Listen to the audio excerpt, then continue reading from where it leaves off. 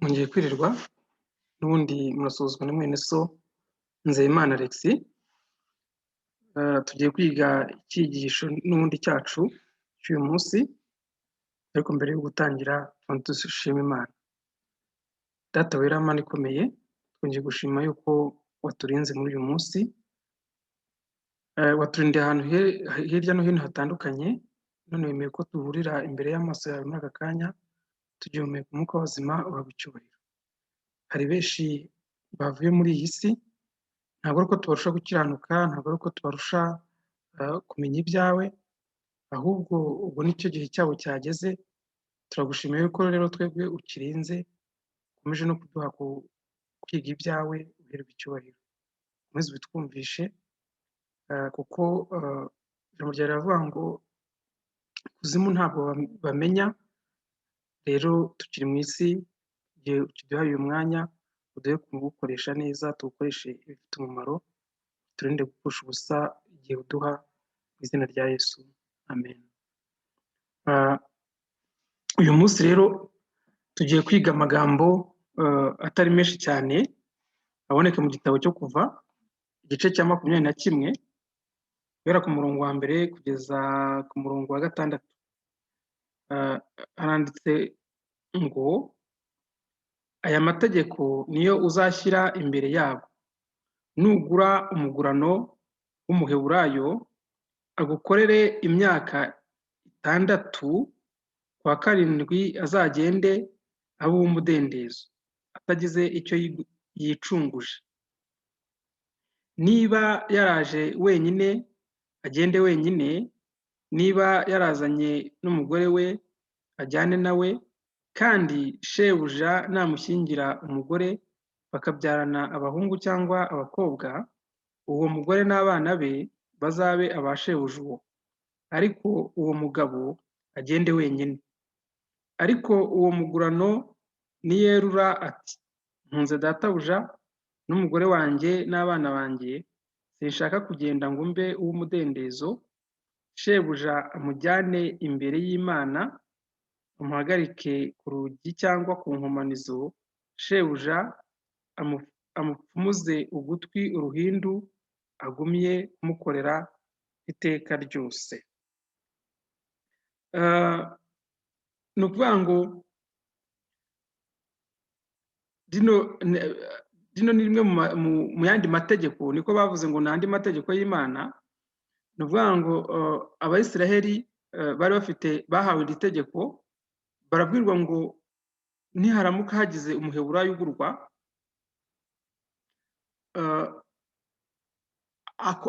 akorere shebuja imyaka 6. Imyaka 6 nirangira, mu mwaka wa 7 uwo muntu ahita ahinduka uw'umudendezo ntacyo yicunguje. Ariko niba yaraje wenyine, yagombaga kugenda wenyine, yagomba kuba umudendezo wenyine. Niba yarazanye n'umugore we, yagomba kujyana n'umugore we. Ariko niba shebuja uwo ngo yaramushyingiye, uwo mugore yamushyingiye ndetse n'abana bagombaga gukomeza bakaba kwa shebuja, ntabwo yagombaga kubajyana mu gihe agiye kuba uw'umudendezo. Ahangaha harimo uburyo bubiri bwumvikanamo. 6 mu buhanuzi ni umubare wa Satani. Ni ukuvuga ngo mu by'ukuri uyu muntu yagombaga kumara imyaka 6, nkaho bigaragaza imbaraga za Satani, yagomba kumara icyo gihe mu maboko ya Satani wamuguze, nk'uko twabibonye ko yatuguze ubusa. Mu by'ukuri yaraje tumuhereza ibyo twari twifitiye byose, arangije duhinduka umugaragu we. Ibyo ngibyo tubibona neza mu gitabo cy'Itangiriro, iyo bavuga ibyo kurema.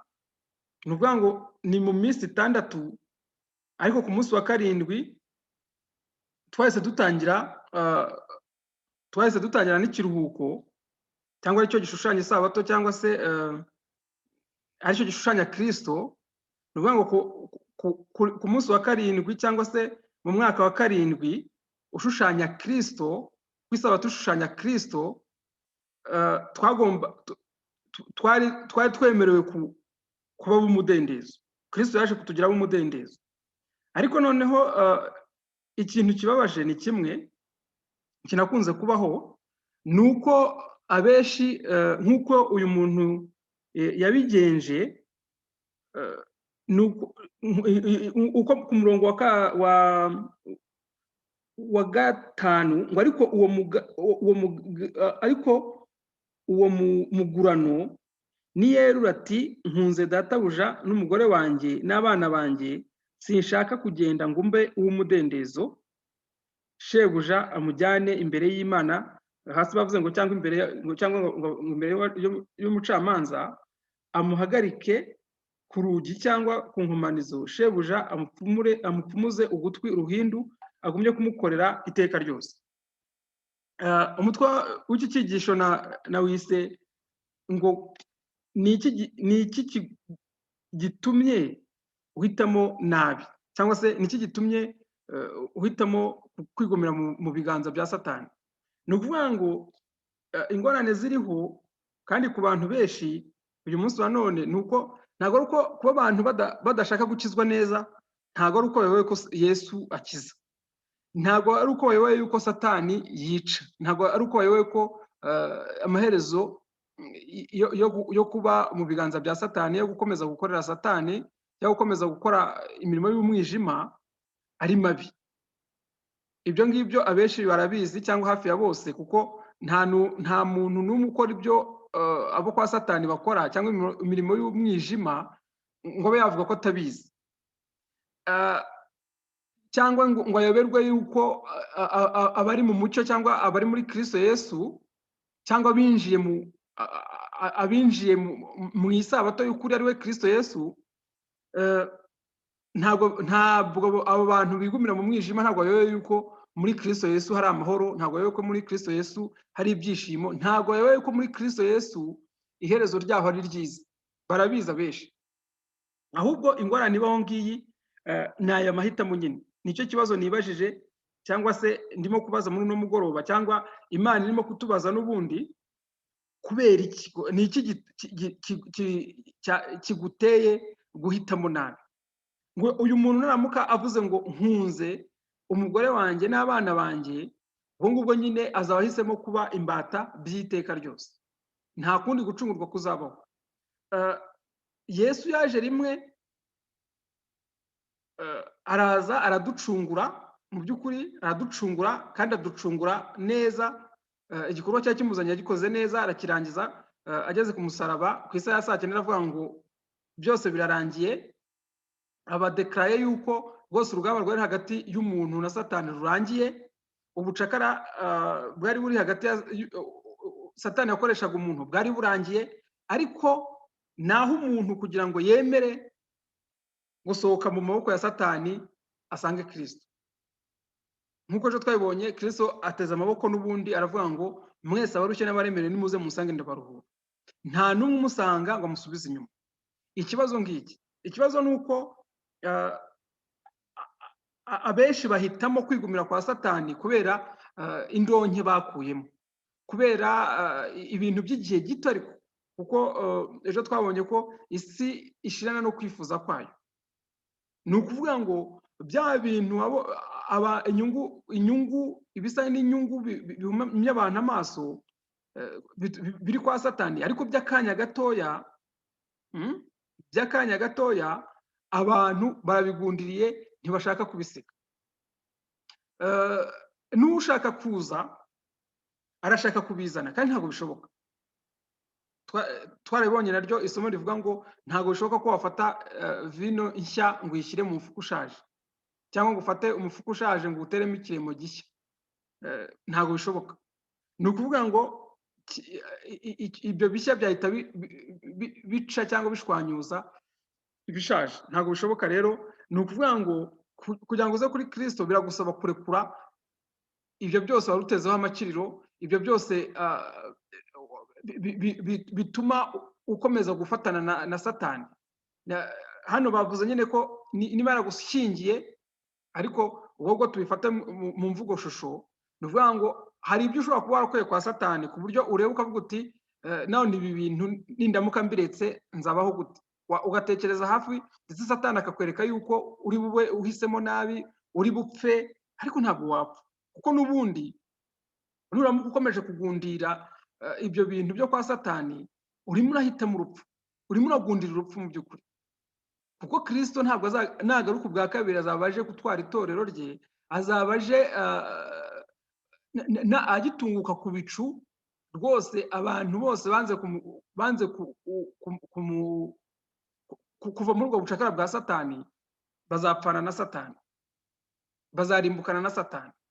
Muri uno mugoroba rero ndagusaba nkwinginga wowe unteze amatwi muri aka kanya ko wakwiyambura ibyo byose, wakwemera ukazibukira ibyo ngibyo Satani arimo kuguhumisha amaso, ukizira kwa Yesu. Ni ukuri kwa Yesu nta kibuzemo. Bibiliya ivuga ngo isi n'ibiyuzuye byose ni iby'Uwiteka. Kandi tujye twibuka yuko ejo naryo isomo twasomye ryaravuga ngo mbere na mbere ngo hariho jambo, kandi jambo uwo yari Imana, ngo ndetse nta cyaremwe kitaremwe nawe. Ni ukuvuga ngo n'ibyo ngibyo Satani akubeshyeshya ni iby'Imana, n'Imana yabiremye. Arimo arakubeshya, n'ubundi uramutse uze kwa Yesu ni ukuri ntabwo ushobora, ntacyo wabura, nta kintu wabura na kimwe. Abari kwa Yesu baguwe neza, bafite amahoro yo mu mutima, ya yandi si idashobora gutanga, ya yandi ibyo ngibyo byose Satani arimo kugushukisha bitigeze biguha. Ariko noneho ikirenze kuri ibyo ngibyo, isezerano yaduhaye ni uko tuzabona ubugingo buhoraho, abemeye kumukurikira, abemeye komotana nawe, abemeye kubaka kuri Kristo, kandi Kristo wenyine. Nimureke rero Pawulo hari aho yavuze aravuga ngo abantu bose bubaka kuri urwo rutare, ngo ariko ngo buri muntu wese ngo yirinde uko yubakaho. Ni ukuvuga ngo ntabwo uri buze kubaka kuri Kristo uzanye bya bindi byo kwa Satani. Ya mico yo kwa Satani ntibishoboka ko iza kubakwa kuri Kristo, ntabwo bishoboka. Biragusaba yuko uzibukira, ukiyambura ibyo byose bigutandukanya na Kristo, ukizira kuri Kristo. Kandi ni ukuri igihe cyose wazira, ntuvuge ngo waratinze, ntuvuge ngo oya, ntuvuge ngo warashayishije cyane, oya. Ntabwo, nta cyaha na kimwe Yesu atababarira. Ngwino kuri Kristo aguha amahoro, akuruhure, ube umudendezo, ugende mu isi, ube mu isi ufite umudendezo. Ni ukuri ugende utunganiwe, wumva umerewe neza. Imana idufashe kumva ikiri muri iri jambo, tureke gukomeza kugundira Satani, tureke gukomeza kugundira ibyo kwa Satani, ahubwo turekure twisangire Kristo, kuko ari we wenyine utanga amahoro. Ntabwo twabyishoboza, ariko umwuka w'Imana ashobora kubidushoboza, uko atwongorera, uko akomeza kuduhendahenda. Mureke two kumuninira, ahubwo twumvire iryo jwi, twumvire iryo rarika ry'umwuka w'Imana, twisangire Kristo, aho tubona amahoro. Byose tubisabye mu izina rya Yesu, amen.